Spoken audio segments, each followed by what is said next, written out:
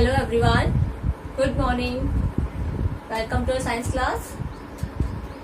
As you all know, in the yesterday's class we did the exercise A, B, C and let's do exercise A, B. And today we are going to do exercise D beta. Answer the following questions. So we are doing the revision, okay, and a revision of the exercise question answers. Okay, so first question, you open your book page number A9. Okay, for the question you open your book and read the question from your book. What is germination? Germination की process क्या होती है बेटा? Germination होता है अंकुरन होना. Okay, सो अंकुरित होना मीन्स एक सीड जो हम ग्रो करते हैं, जैसे प्लांट न्यू प्लांट बनाना चाहते हैं तो एक सीड से a seed grows into a new plant is called germination. So कौन सी प्रोसेस होती है? The process by which. So your answer is what is germination? The process by which, जिसके द्वारा क्या होता है, एक सीड्स होता है, a seed grows into a new plant, into a new plant. Seed क्या करता है? न्यू प्लांट पे ग्रो करता है, इज कॉल्ड, इसे क्या बोलते हैं? जर्मिनेशन.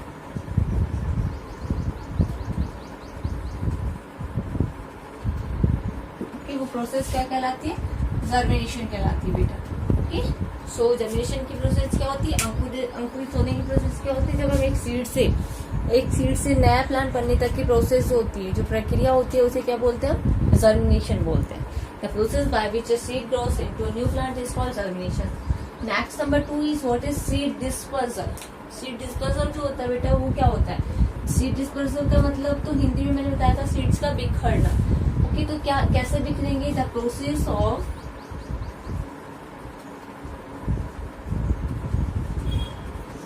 scattering.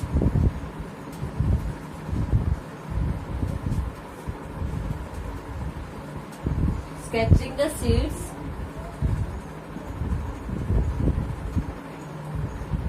away. Seeds का कहाँ जाना? Away from the mother plants. Seeds का अपने मदर प्लांट से दूर चले जाना. From the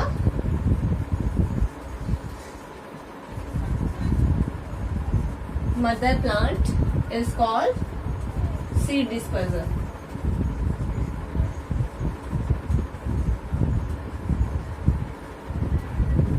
ओके, ये प्रोसेस क्या कहलाते हैं? सीड डिस्पर्सल कहलाते हैं बेटा. कि वह प्रक्रिया जिसके द्वारा क्या होते हैं, सीड्स होते हैं वो दूर चले जाते हैं, किससे? अपने मदर प्लांट से दूर बिखर जाते हैं, दूर चले जाते हैं ना. और तो वो क्या कहलाता है? Seed dispersal. सीड्स का बिखरना कहलाता है. So it's the answer of question number 2. So beta, next is seed dispersal. No. Now next third question is what is the difference between kharif and rabi crops? Okay, अभी हम third question देखेंगे. रबी and kharif crop जो हमने देखा था उसके difference, उन दोनों का डिफरेंस अभी हम देखेंगे, दोनों की डेफिनेशन देखेंगे बेटा. So question third, difference, what is the difference between kharif and rabi crops. So हम एक टेबल बनाएंगे like this. Kharif crops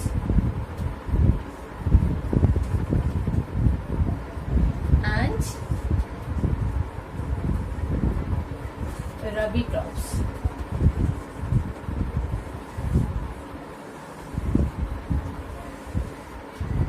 okay, kharif crops क्या होती है बेटा? Crops that are grown in the summer season and harvested in the end of monsoon. जो end of monsoon में harvest किया जाता है, कटाई की जाती है, और समर में उसको ग्रो किया जाता है, वो क्या होती है? खरीफ क्रॉप्स कहती है. तो सबसे पहले हम खरीफ का डेफिनेशन लिखेंगे. खरीफ क्रॉप्स की, kharif crops are grown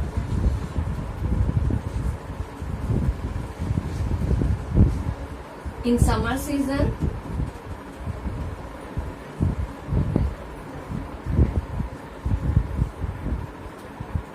season and harvested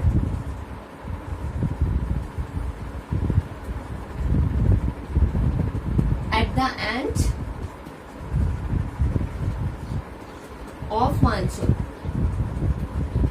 monsoon के एंड में क्या किया जाता है, उसका हार्वेस्ट किया जाता है, मीन्स कटाई की जाती है। ओके, ये तो था हमारा खरीफ क्रॉप्स। अब रबी क्रॉप्स क्या होगा बेटा, रबी क्रॉप्स आर ग्रोन इन, सबसे पहले कौन से सीजन में ग्रो की जाती है वो देखेंगे हम। विंटर सीजन में ग्रो की जाती है rabi crops. Rabi crops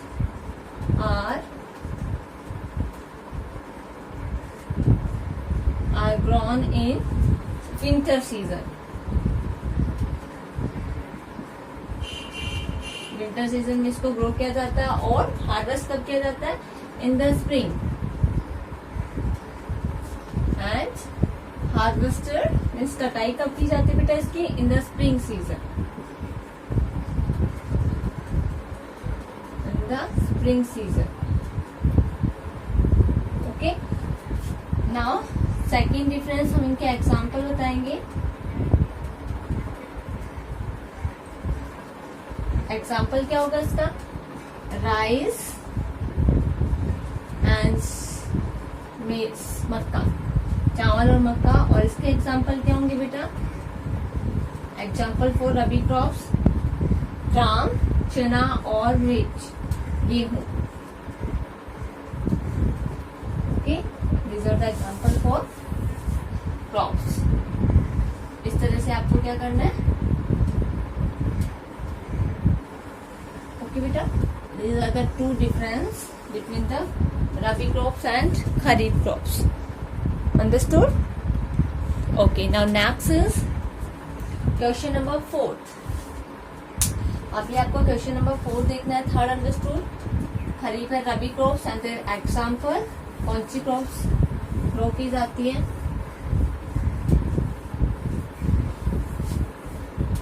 number fourth is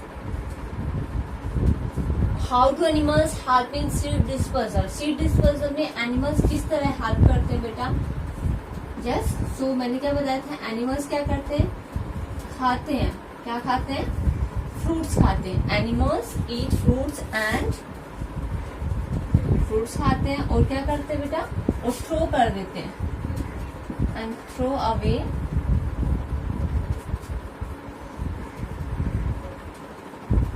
जो सीड्स, देयर सीड्स मीन्स जो फ्रूट्स उन्होंने खाया उनके सीड्स को क्या कर देते हो, थ्रो कर देते हैं। Throw away seeds resulting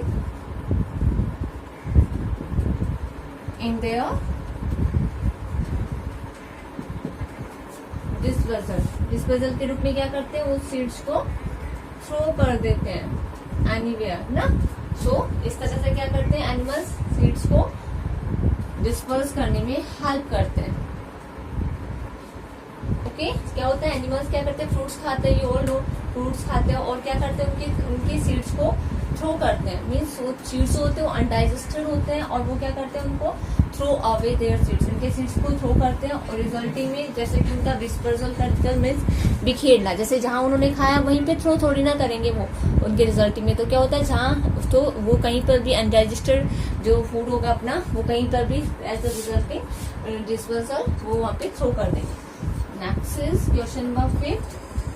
How are cotton and maple seeds dispersed? Cotton और maple seeds किस तरह dispersed होते हैं बेटा?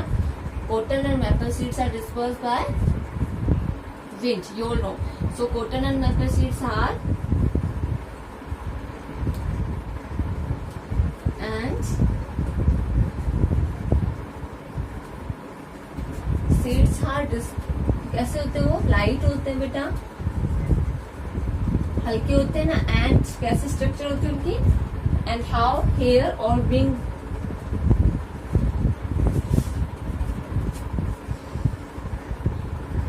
Hair and wing like structure,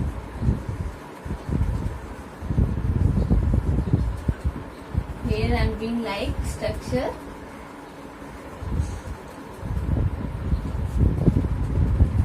और ये किसके द्वारा डिस्पर्स होते हैं, they are dispersed by wind.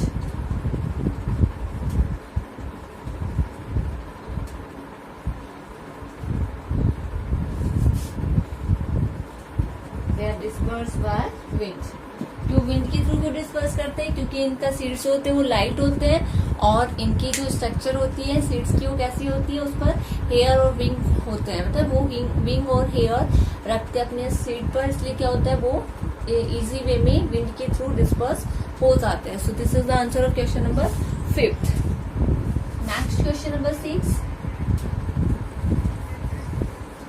Question number 6 is explain the structure of a seed with the help of a well labeled diagram. आपको क्या करना है बेटा, एक डायग्राम बनाना है सीड्स का, external structure and internal structure, and after that you explain the structure of seed. So आपको seeds का, जैसे मैंने आपको सीड्स के डायग्राम बताए थे, इस तरह से आपको सीड्स के डायग्राम बना लेने, external and structure both. Seed hole, okay, and seed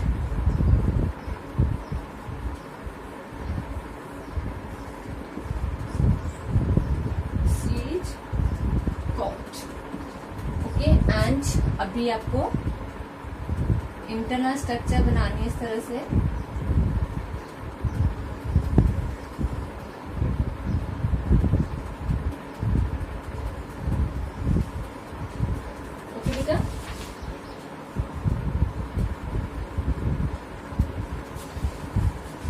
इस तरह से आपको इंटरनल स्ट्रक्चर बना देनी है. अभी आपको क्या करना है,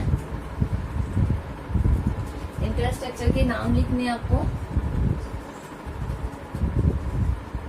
इंटरनल में क्या क्या होता है, what is this, embryo,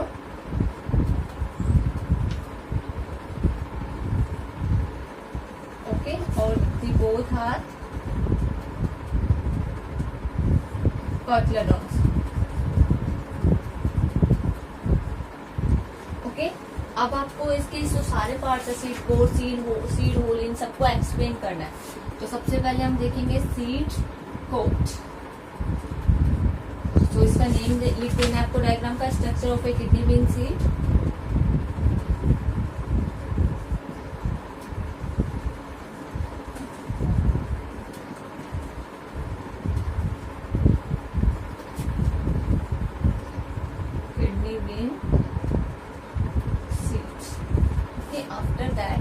seed coat.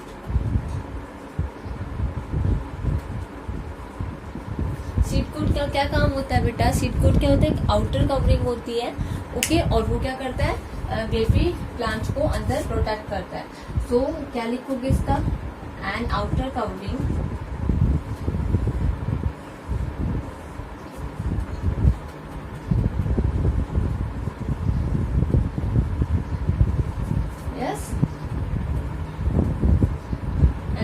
covering क्या करता है, ये protects the baby plants inside,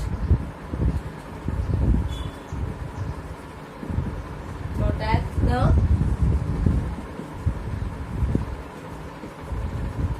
baby plant inside. अंदर क्या करता है, बेबी प्लांट को प्रोटेक्ट करता है, ओके. इसके बाद हमारा सीड होल है. सो हम सीड होल का फंक्शन लिखेंगे. सीड होल क्या करता है बेटा, allow water to enter the seed. Seed hole क्या करता है, allow water to enter the seed. Seed के अंदर क्या करता है, पानी जाना अलाउ करता है. So it's the function of seed hole, okay. After that next third is, अब इंटरनल एक्सटर्नल स्ट्रक्चर के दोनों पार्ट्स हो गए हमारे, सीड होल, सीड कोट. अब हमारा इंटरनल स्ट्रक्चर का कोटलेडॉन्स और एम्ब्रियो देखेंगे हम, कोटलेडॉन्स और एम्ब्रियो बेटा. सो अभी मैं सीड कोट और सीड होल इरेज कर रही हूँ, ये आपको लिखना है. आफ्टर दैट आपको कोटलेडॉन और एम्ब्रियो का एक्सप्लेन करना है बेटा. अभी हम कोटलेडॉन देखेंगे. अभी मैं यहाँ पे स्ट्रक्चर, ये दोनों पार्ट इरेज कर रही हूँ, ओके, क्योंकि स्पेस नहीं है ना हमारे यहाँ पे लिखने के लिए. सो अभी हम कोटलेडॉन्स का फंक्शन देखेंगे.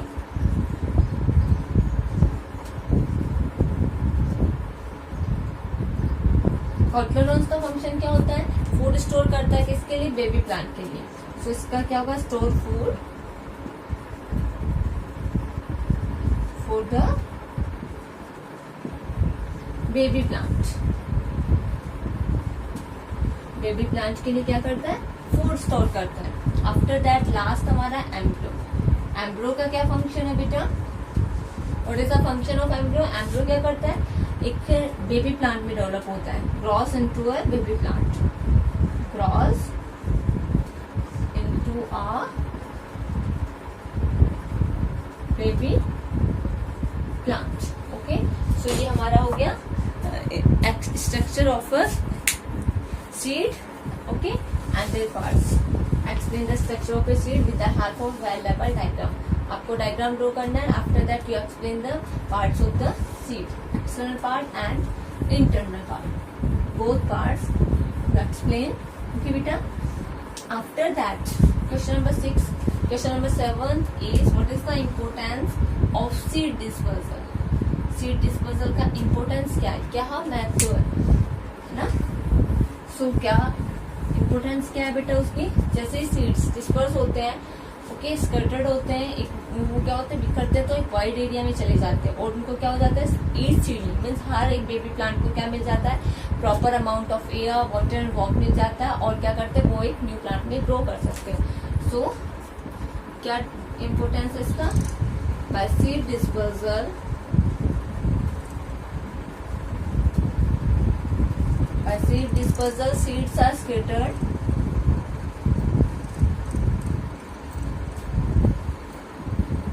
सीड्स क्या हो जाते हैं, स्कैटर्ड हो जाते हैं, मीन्स बिखर जाते हैं, scattered over a wide area, means एक चारों तरफ क्या हो जाते हैं, बिखर जाते हैं, ओवर अ वाइड एरिया, दूर दूर बिखर जाते हैं। जिससे क्या होगा, हर एक सीडलिंग को, so that each seedling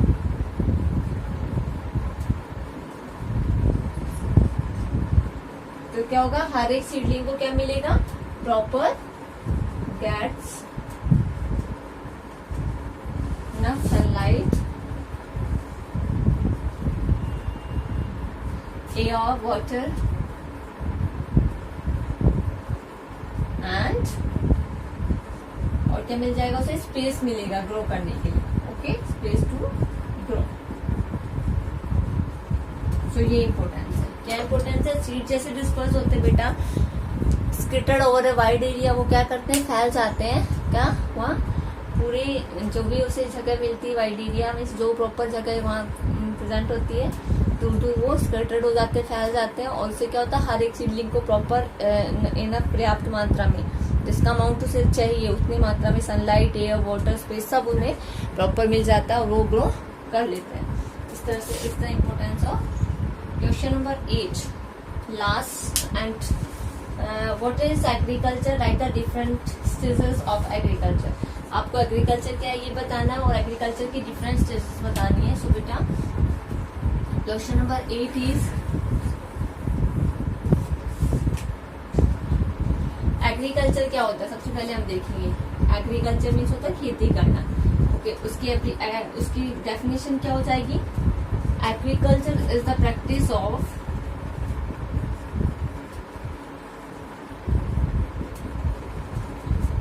growing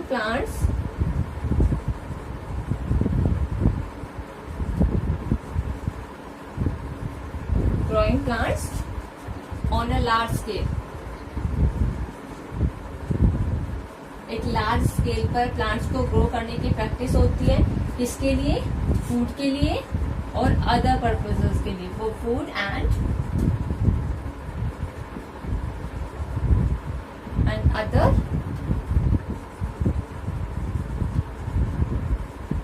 अन्य उद्देश्य के लिए, पर्पसेस के लिए। अभी हमें स्टेजेस बतानी है। Stages of agriculture are, you all know, we read the 6 stages of the agriculture ना। stages of agriculture are, first is, सबसे पहले हम क्या करते हैं, फील्ड को फ्लड करते हैं। the field is, खेत को जोता जाता है।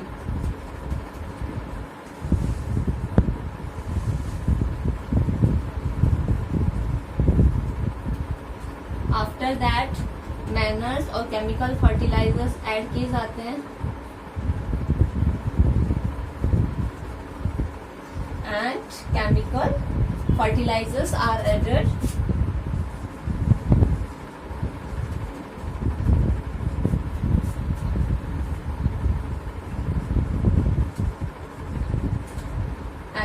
the soil.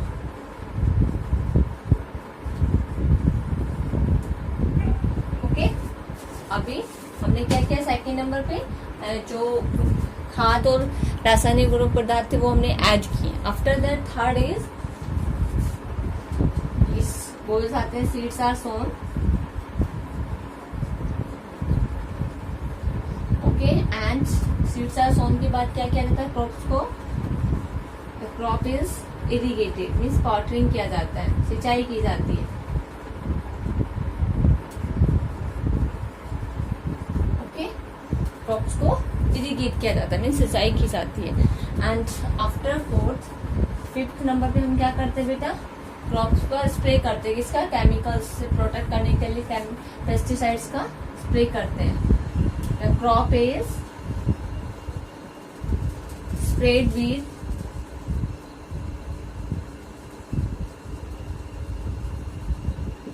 इससे विद केमिकल्स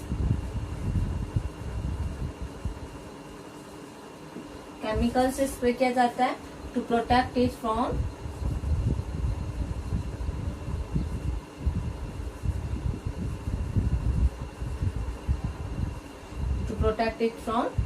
पेस्ट मीन्स कीड़े मकोड़ों से इसे वो प्रोटेक्ट करने के लिए क्या किया जाता है, केमिकल का स्प्रे किया जाता है मीन्स पेस्टिसाइड्स का स्प्रे किया जाता है. And last and sixth stage the crop is harvested.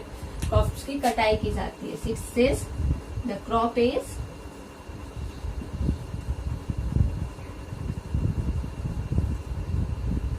harvested. Okay, these are the 6 stages of agriculture and definition of agriculture. Okay beta, and in your book after the last two exercise some questions are given. Let's think and answer, let's check your eye. So these question we will do in your live class. Okay, so you watch the video very carefully, understood the questions, and after that you can give the answer in a easy way. Okay beta, so watch the video and after that you come and join your live class. Thank you.